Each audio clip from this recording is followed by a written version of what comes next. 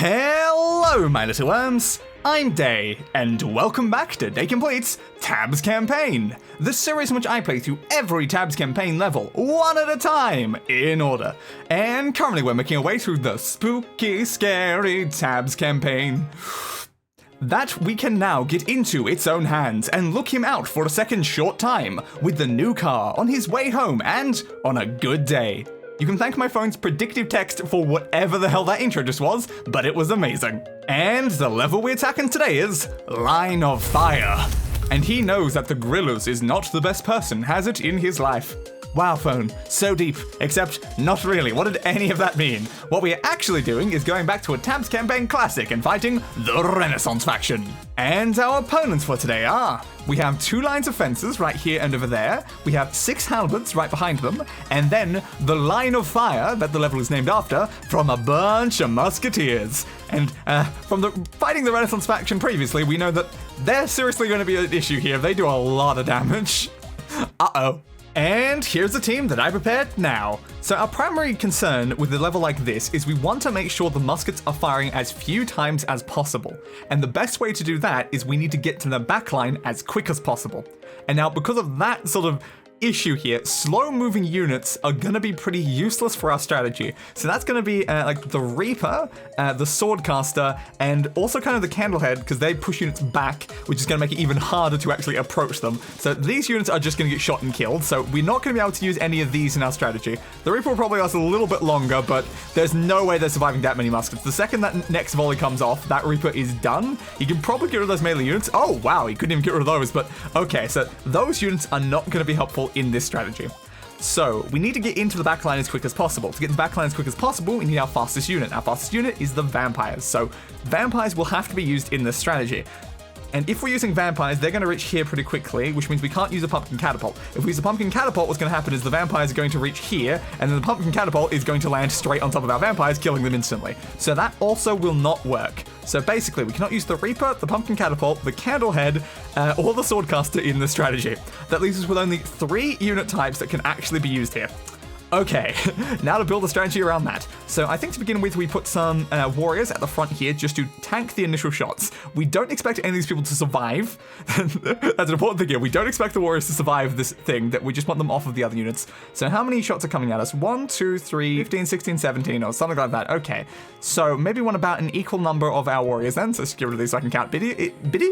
Easier is what I was going to say, but for some reason it came out as Biddy. Don't question it. So 1, 2, 3, 4, 5, 6, 7, 8, 9, 1, 2, 3, 4, 5, 6, 7, whatever. Close enough. So just a line of those that should take all of those shots. Okay.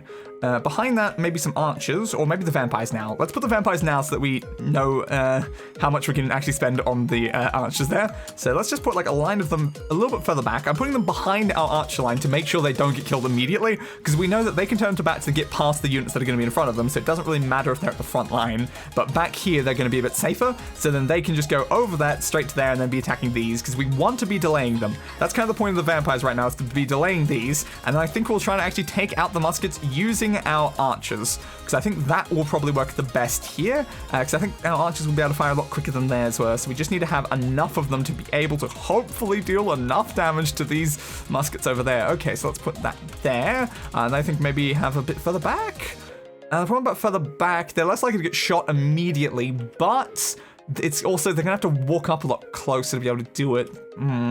Maybe closer then. Let's put some more closer. I will maybe put like 2 back here just in case. And then we'll put like a closer line going along here, and that is all that we can afford. So let's put a single warrior right at the very back for the end of the fight. So I guess that's gonna be our strategy to hopefully succeed at this level. And God, I put way too much thought into this one versus a lot of the normal strategies. And now it's time to let this battle commence. Level Line of Fire, go. Okay, I put the success rate of this strategy at maybe about 50%. It's going to depend really heavily on how fast we can get down their halberds, because if their halberds are still alive, our archers are not going to be shooting their muskets. Okay, speed it up. Come on, guys. So the vampires are going to initially attack these here. They're not going to be doing too much damage, but they're slowing them down enough for the fire archers to be taking them out, hopefully. But what it all comes down to is, can we take them out fast enough that we can actually be shooting at these muskets before they slowly take out all of our archers as they're doing right now. Okay, we're moving up. We're moving up.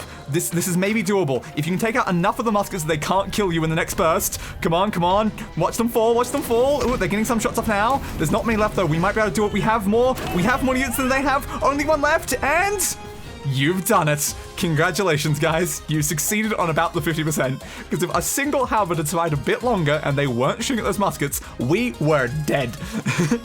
I did a couple test attempts, and yeah, this strategy can very easily go very poorly, very quickly, and it all just comes down to those halberds stopping us from being able to actually shoot their bat line. But we did it, and that's all that matters. Victory! And now a bonus attempt to hopefully show off the other way this battle can go. Because yeah, this can seriously go very differently just based on a few very specific factors. So let's see if this will go the exact same way or if this will go the exact opposite way in the other 50%. Okay, so they're getting really close, and we've lost most of the archers already. There's only 3 left, which is not really going to be enough to take out all of those halberds.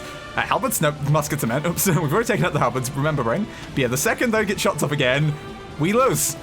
So yeah, that's the other way this strategy can go, because if the muskets like massively outnumber our archers, there is no way we win this. So there comes the burst from the halberds, taking out halberds, muskets, I need to stop saying that, and there's still 2 halberds up right now, which is very bad, because that means the muskets are potentially already getting close to the next volley. So when that next volley gets off, which it seems like it's happening now, we will lose all of the archers, and that's just completely over. So you can see how it goes very differently just based on how many halberds survive.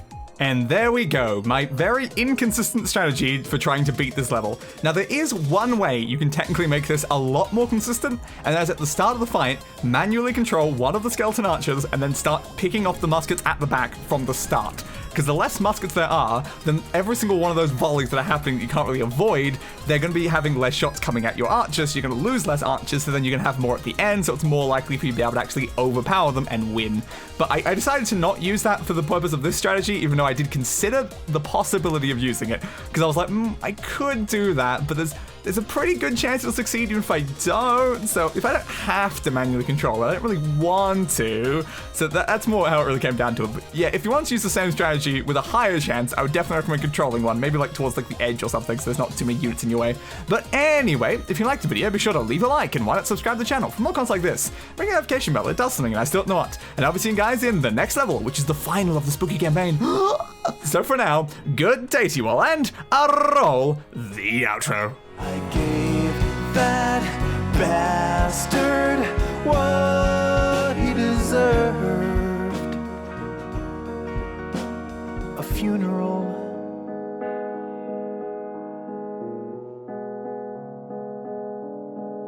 Fit for a king.